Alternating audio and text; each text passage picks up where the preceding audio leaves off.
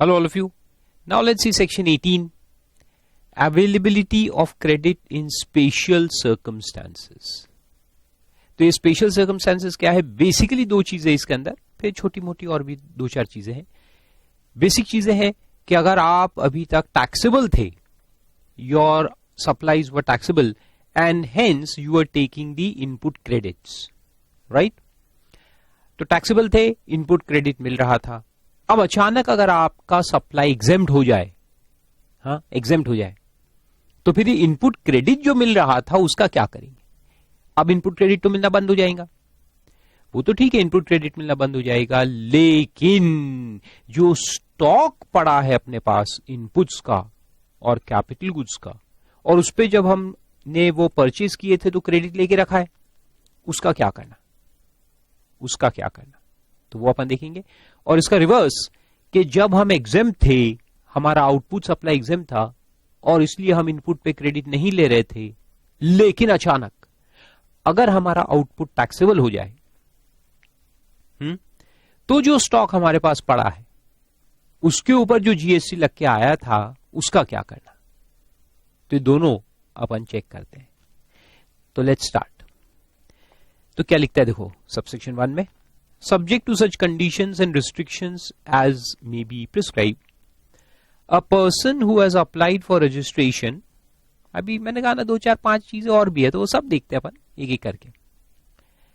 तो ये पहला पॉइंट तो बहुत सिंपल है कि subject to conditions and restrictions as may be prescribed, a person who has applied for registration under the act within 30 days from the date on which he becomes liable to registration. ये normal होता है, registration chapter में हम पढ़ेंगे कि जब भी आप लायबल होते हैं उससे 30 दिन के अंदर अंदर आपको अप्लाई करना पड़ता है. And has been granted such registration shall be entitled to take credit of input tax in respect of inputs held in stock and inputs contained in semi finished और finished goods held in stock on the day immediately preceding the date from which he becomes liable to pay tax under the provisions of the act. इन आप liable हुए और 30 दिन के अंदर आप apply करते हैं तो आपको रजिस्ट्रेशन मिलता है. रजिस्ट्रेशन मिलता है तो आप लायबल कब से है? शुरुआत से लायबल होते हैं. तो जिस वक्त से आप लायबल बने टू पे टैक्स, उसके पहले दिन का जो स्टॉक होगा आपके पास, स्टॉक ऑफ इनपुट्स, WIP यानी वर्क इन प्रोग्रेस, तो उसको सेमी फिनिश बोलते हैं. सेमी फिनिश यानी वर्क इन प्रोग्रेस या फिनिश गुड्स का स्टॉक, उसके ऊपर आप क्रेडिट ले सकते हो. तो देखो जैसे मैंने लॉजिक आपको बताया, नहीं है भी, ओवरव्यू दिया था मैंने, लॉजिक बताता हूं आपको. देखो ये इसको हम इनिशियल क्रेडिट कहते हैं. क्या कहते हैं? Initial credit. तो क्या कि देखो अभी तक आप रजिस्टर्ड भी नहीं थे, you are not registered and you are not liable to pay tax. ठीक है. फिर अचानक वो दिन आया जिस दिन से आप लायबल हो गए. ठीक है. फिर इसके 30 दिनों के अंदर अंदर आपने रजिस्ट्रेशन भी ले लिया. You applied for registration and you got the registration. ठीक है. अब रजिस्ट्रेशन मिल गया, तो रजिस्ट्रेशन मिल जाने के बाद आपकी लाइबिलिटी तो यहां से अराइज हुई है ना. तो मान लो ये लाइबिलिटी अराइज हुई है फ्रॉम से 1 मार्च, एक ऐसी डेट कोई भी पकड़ लेते हैं, 1 मार्च से आप लाइबल हुए, फिर आपने अप्लाई किया और आपको रजिस्ट्रेशन मिल गया. तो अपन क्या करेंगे कि 1 मार्च के पहले दिन, इसके ये 1 मार्च से तो आप लाइबल है, तो 1 मार्च से क्या होगा मैं आपको बताता हूं, लेकिन उसके पहले क्या हो रहा था अपन देखते हैं. इसके पहले का जो टाइम था, इसमें जो भी इनपुट्स आपको मिले थे, इसके ऊपर अगर जीएसटी लग के आया है तो आपको क्रेडिट मिला है क्या? देखो आपको क्रेडिट मिला होगा क्या? नहीं. क्यों नहीं मिला होगा? क्योंकि अब तो हम लायबल ही नहीं थे. तब हम लायबल ही नहीं थे to pay tax on our output supplies. So we would not have received credit on the inputs and capital goods. Inputs capital goods पे अपने को क्रेडिट मिला नहीं है. ठीक है. अब इस दिन से अपन लायबल हो गए, तो इस दिन से आगे जो भी इनपुट्स एंड इनपुट सर्विसेज हमको मिलेंगे, रिसीव होंगे, इसके ऊपर अपन आईटीसी अवेल कर लेंगे। और यहां आईटीसी नॉट अवेल्ड। तो पहले अपने को आईटीसी नहीं मिल रहा था, लेकिन अब हम लायबल है तो हमको आईटीसी मिलेगा। ठीक है, वो तो मिलेगा। और यहां के आगे जितने भी मैं सप्लाईज करूंगा, like for example if I am a manufacturer, तो इस दिन से 1 मार्च या उसके आगे जो भी मेरे सप्लाईज होंगे वो सब लायबल टू जीएसटी रहेंगे। ठीक है, अब इसमें दिमाग लगाओ, एक बार में लॉजिक को समझ लो। इसके आगे जितने भी मैं फिनिश गुड्स रिमूव करूंगा सब पे जीएसटी लगेगा। What about those finish goods which have been manufactured by using inputs received at this point of time? जो इनपुट्स यहां पे मिले हैं उससे जो फिनिश गुड्स बन के तैयार है, इस दिन तैयार हमारे फैक्ट्री में रखे हुए हैं, लेकिन रिमूव अपन बाद में करेंगे, सप्लाई बाद में होगा। तो वो फिनिश गुड्स जब यहां सप्लाई होंगे 1 मार्च या उसके बाद, तो वो तो लायबल है, उस पर तो जीएसटी लगेगा। तो वो गुड्स बनाने के लिए जो रॉ मटेरियल लगा है उसका क्रेडिट भी तो मिलना चाहिए ना, टू अवॉइड डबल टैक्सेशन। लेकिन मिला है क्या? नहीं। क्यों नहीं मिला? क्योंकि यहां खरीद के लाए थे, इनपुट्स यहां खरीद के लाए थे, जीएसटी का क्रेडिट मिला नहीं है। लेकिन जो फिनिश गुड्स बनके तैयार है इस दिन पे 1 मार्च से 28 फरवरी को तैयार है, और 1 मार्च को अगर रिमूव होंगे तो उस पर जीएसटी लगेगा, तो फिर तो डबल टैक्सेशन हो जाएगा ना। इनपुट पे क्रेडिट मिला नहीं क्योंकि पुराना है, और फिनिश गुड्स क्योंकि ये टाइम के बाद रिमूव हो रहा है, सप्लाई हो रहा है, इसलिए उस पे जीएसटी पेएबल है। तो गवर्नमेंट कहता है डरो मत, इस दिन यानी 1 मार्च यानी कि 28 फरवरी का लास्ट मोमेंट रात को 12 बजे, तो 28 फरवरी एक दिन पहले का क्लोजिंग स्टॉक निकालेंगे, या आप उसको 1 मार्च का ओपनिंग स्टॉक भी कह सकते हो। किस चीज का? नंबर 1, इनपुट्स एज सच, जो इनपुट्स मैं खरीद के लाया था और इनपुट अभी मेरे स्टॉक में पड़े हुए हैं, उसका अपन स्टॉक निकालेंगे। फिर जो इनपुट लाए थे उसको प्रोसेसिंग में डाल दिया है और वो वर्क इन प्रोग्रेस है, अभी फिनिश गुड्स भी नहीं बना है लेकिन वर्क इन प्रोग्रेस है 28 तारीख को, तो वो भी निकालेंगे, तो उसको सेमी फिनिश्ड। तो एक सेकेंड, तो अपन एक्चुअली स्टॉक किसका निकाल रहे? सेमी फिनिश गुड्स का स्टॉक नहीं निकाल रहे, inputs contained in semi finish goods, यानी जो रॉ मटेरियल लगा हुआ है सेमी फिनिश गुड्स के अंदर, वो निकालेंगे। तो inputs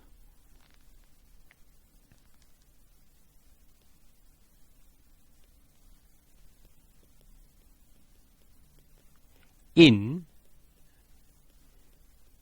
semi-finished goods and inputs in finished goods। जो इस दिन फिनिश गुड्स का स्टॉक है वो भी निकालेंगे, और फिर देखेंगे कि अगर इतना फिनिश गुड्स है तो इसमें कितना इनपुट लगा होगा। ये इनपुट आउटपुट रेशियो से अपने को मिल जाएगा कि अगर ये पेन मेरे पास पड़े हैं तो पेन में प्लास्टिक कितना लगा, पेन में मेटल कितना लगा, ये अपने को निकालना पड़ेगा। इनपुट, इंडस्ट्री में इनपुट आउटपुट रेशियो होता है, उसे अपन निकालेंगे। तो ये अपने को क्या मिल जाएगा? Total stock of inputs, basically जो इनपुट एज सच पड़ा हुआ है, रॉ मटेरियल जो एज सच पड़ा हुआ है, रॉ मटेरियल जो WIP में पड़ा हुआ है, और रॉ मटेरियल जो फिनिश गुड्स में लगा हुआ है, और जो फिनिश गुड्स हमारे स्टॉक में है, ये अपने को पता चल जाएगा। अब ये जो टोटल पता चलेगा, टोटल स्टॉक, तो देखेंगे कि ये स्टॉक जब हमने परचेज किया था इतने समय में, बिल्स निकालेंगे, और बिल्स निकाल के देखेंगे कि उसमें कितना जीएसटी लग के आया था। फीफो मेथड से चलेंगे, यानी जो स्टॉक है वो लास्ट परचेजेस में से होगा, तो ये लास्ट वाले जो परचेजेस है ये वाले रॉ मटेरियल के, मान लो कि ये 4000 किलोग्राम आया केजी, तो 4000 केजी जब हमने लेटेस्ट परचेजेस किए हैं ये वाले रॉ मटेरियल के, तो उसमें बिल्स निकालेंगे, और वो बिल्स निकाल कर देखेंगे कि उसमें कितना जीएसटी लगा हुआ था, और वो जो जीएसटी लगा हुआ था उसका अपन आईटीसी अवेल कर लेंगे। तो पहले मैं लिखता हूं जीएसटी ऑन सच स्टॉक, वो निकालेंगे और उसका ITC अवेल कर लेंगे ऑफ द सेम। अच्छा, क्यों कर रहे हैं ऐसा, वो समझ में आया क्यों कर रहे हैं? क्योंकि ये फिनिश गुड्स जब कल रिमूव होगा तो टैक्सेबल है, या ये सेमी फिनिश गुड्स जब आगे चल के फिनिश गुड्स में कन्वर्ट होंगे और फिर रिमूव होंगे वो टैक्सेबल है, या ये इनपुट जो यहां पड़ा हुआ है स्टॉक में, उससे जब हम आगे फिनिश गुड्स बनाएंगे और बनाने के बाद सप्लाई करेंगे तो वो भी टैक्सेबल होंगे। तो डबल टैक्सेशन को अवॉइड करने के लिए ये जो स्टॉक पड़ा होता है उस स्टॉक पे अपन क्रेडिट अवेल कर लेंगे। Got it? So this is also called as initial credit. समझ में आए? और अब आगे जो इनपुट रिसीव होंगे हमारे फैक्ट्री में उस पे तो क्रेडिट नॉर्मल कोर्स में ही मिलता जाएगा, तो आगे कोई प्रॉब्लम नहीं है, आगे अपने को क्रेडिट मिलता जाएगा। पीछे क्रेडिट नहीं मिला है, लेकिन अभी जो स्टॉक पड़ा है उस स्टॉक पे अपने को क्रेडिट लेने का है। और कौन से दिन का? जहां से अपन लायबल हुए उसके एक दिन पहले का क्लोजिंग स्टॉक।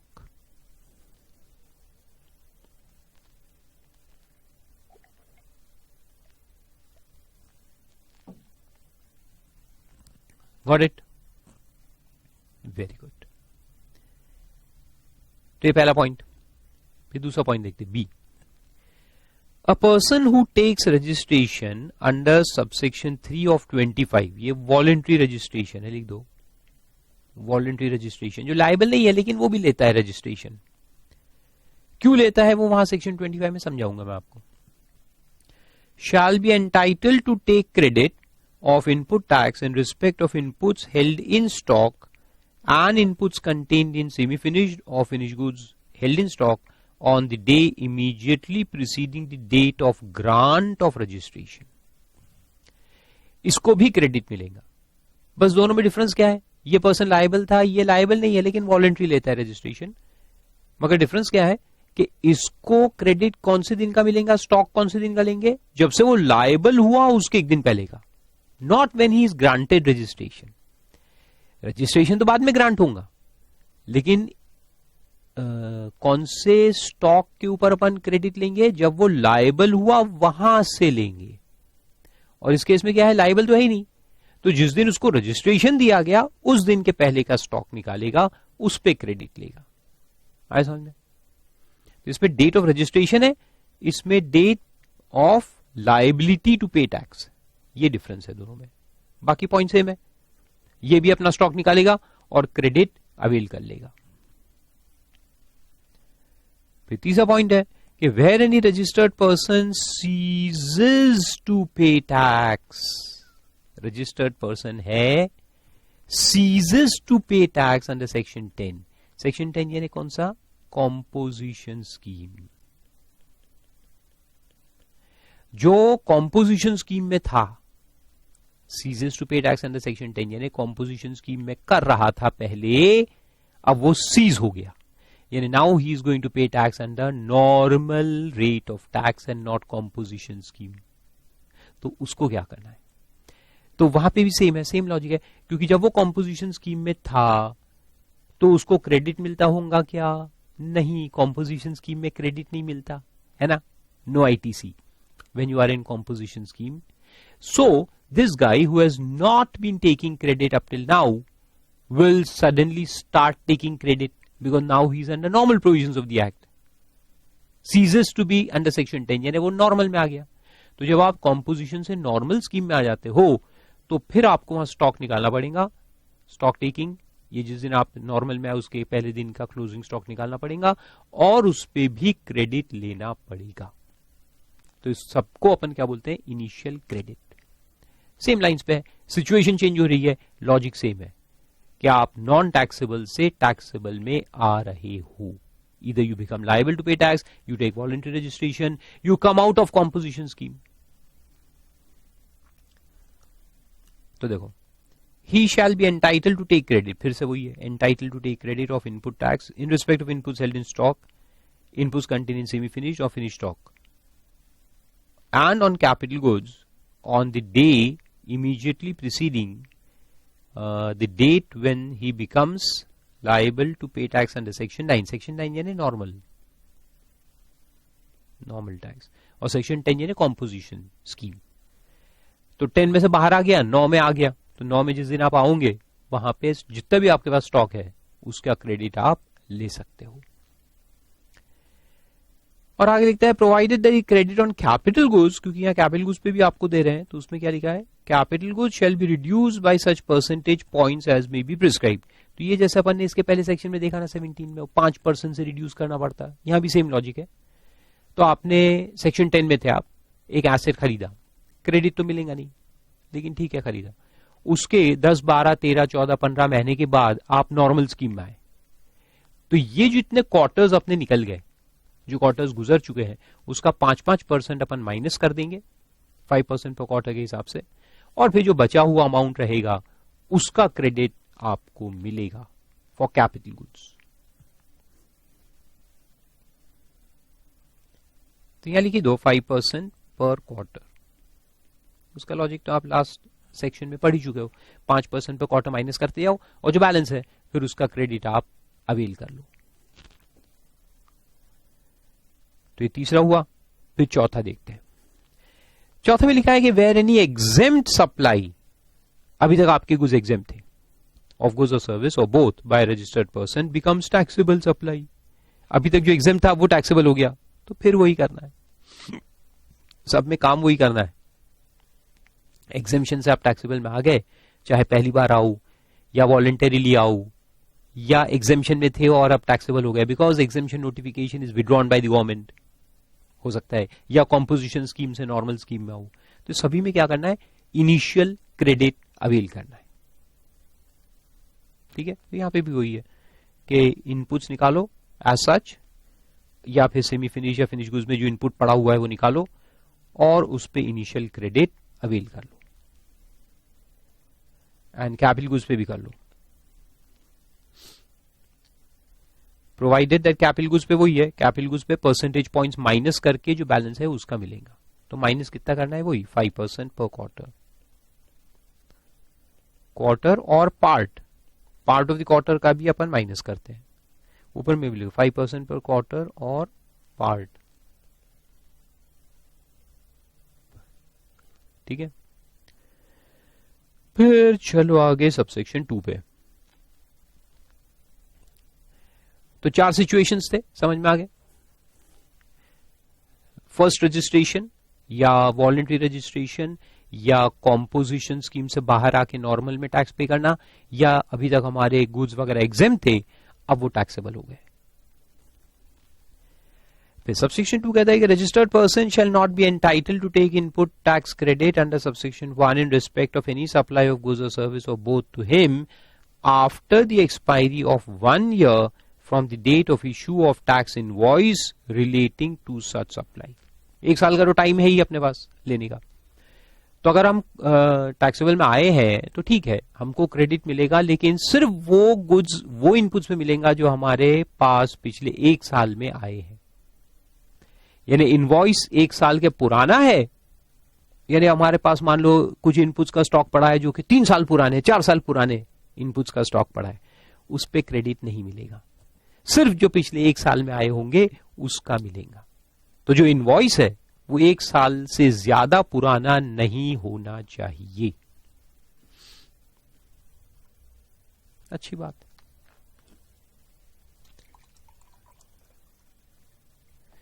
फिर उसके बाद अमैलगमेशन डीमर्जर का एक पॉइंट है, सिंपल है।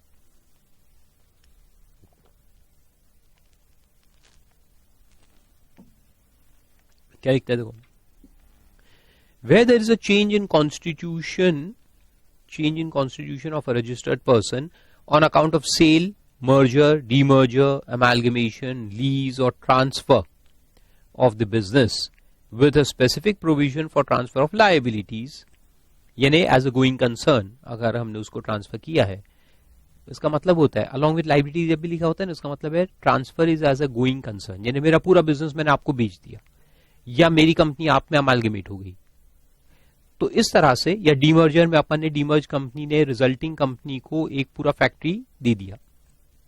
तो ऐसे केस में क्या होगा देखो, the said registered person shall be allowed to transfer the input tax credit.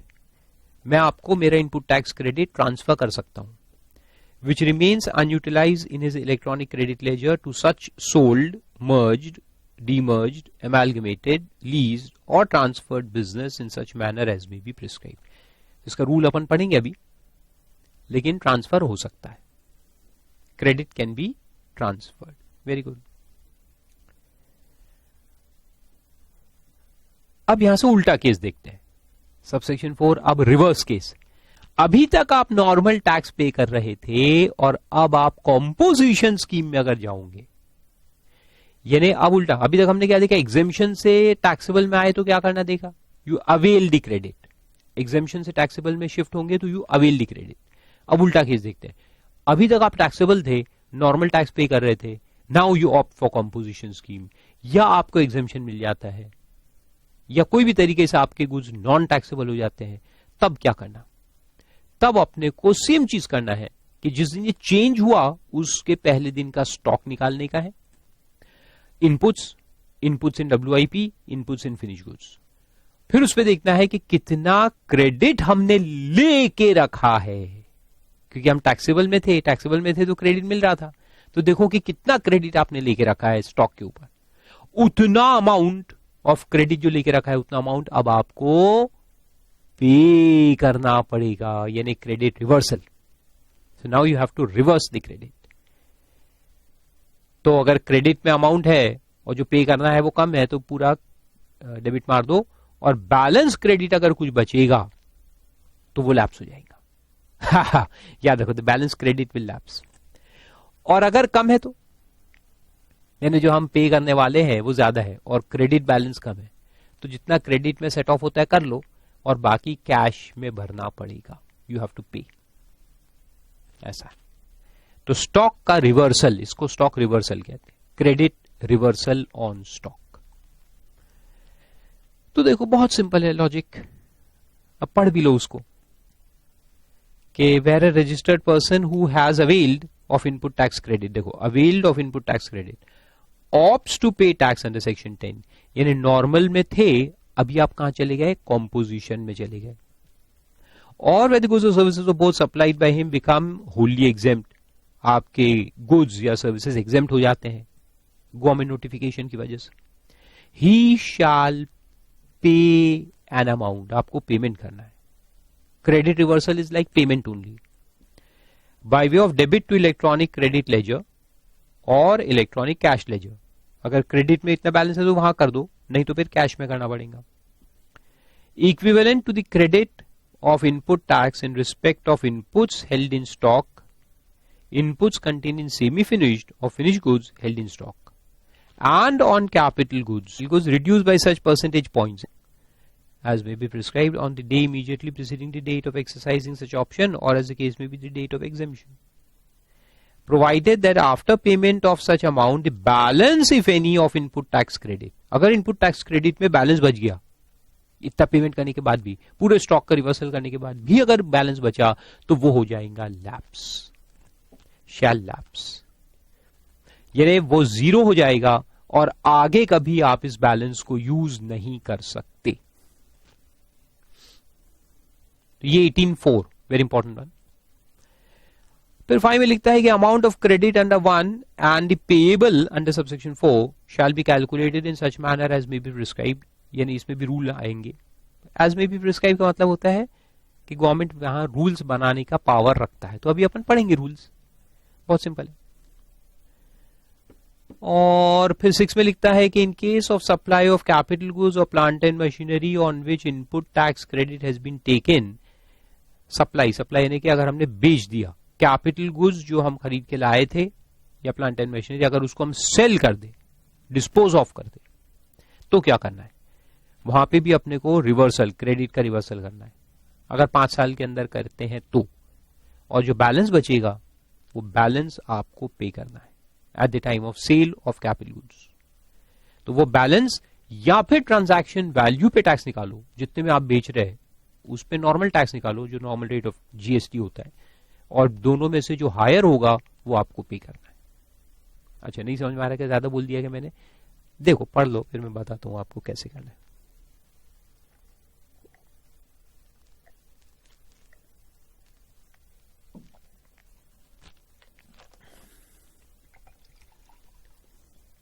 बहुत सिंपल कैलकुलेशन है। देखो, shall pay an amount equal to the input tax credit taken on the capital goods or plant and machinery reduced by such percentage points as may be prescribed, or the tax on transaction value of such capital goods or plant and machinery determined under section 15 whichever is higher। यानी normal tax निकालो या ये minus करके जो balance आता है वो निकालो, whichever is higher, ये आपको पे करना है। और लास्ट में लिखता है provided that where refractory bricks, refractory bricks यानी जो फर्नेस में लगने वाली ब्रिक्स होती है, फर्नेस में एक ब्रिक्स लगती है खास हाई टेम्परेचर को विथस्टैंड करने के लिए, तो उसको रिफ्रैक्टरी ब्रिक्स कहते हैं। मोल्ड्स एंड डाइज, मोल्ड्स यानी सांचे जिसमें प्रोडक्ट बनाते हैं अपन, डाइज यानी ठप्पे, जिग्स एंड फिक्सचर्स ये मशीन्स होते हैं फैक्ट्री में, आर सप्लाइड एज स्क्रैप। अगर अपन इसको कैपिटल गुड्स को एज सच ना बेच करके स्क्रैप में बेचेंगे, द टैक्सेबल पर्सन शैल पे tax on transaction value of such goods determined under subsection 15। सिर्फ ट्रांजैक्शन वैल्यू पे भरना है, यहां 5% पर क्वार्टर माइनस करके नहीं निकालना, क्योंकि ये जो सारे आइटम्स है दिए ना इसका लाइफ बहुत कम है, तो इसका लाइफ बहुत फास्ट डिप्रिशिएट होता है। तो गवर्नमेंट कहते हैं ये 5% यहाँ पे रूल नहीं लगेगा, 5 साल का लाइफ थोड़ी होता है सबका, बहुत कम लाइफ होता है। तो यहाँ पे बोला है नहीं, सिर्फ आप ट्रांजैक्शन वैल्यू पे ड्यूटी निकाल लो और उतना पे कर दो, that's it. Only pay duty on transaction value and not that 5% calculation. याद रहेगा? Very good. आप देखो इसके अंदर भी फिर रूल है, लेना कैसे और रिवर्स कैसे करना, दोनों के रूल है। ये तो लेना कैसे, जो इनिशियल क्रेडिट लेना है वो कैसे लेना सबसेक्शन 1 में, और फिर 18(4) में जो रिवर्सल है कैसे करना वो भी है। तो दोनों रूल्स है, ये अपन अगले लेक्चर में स्टडी करेंगे।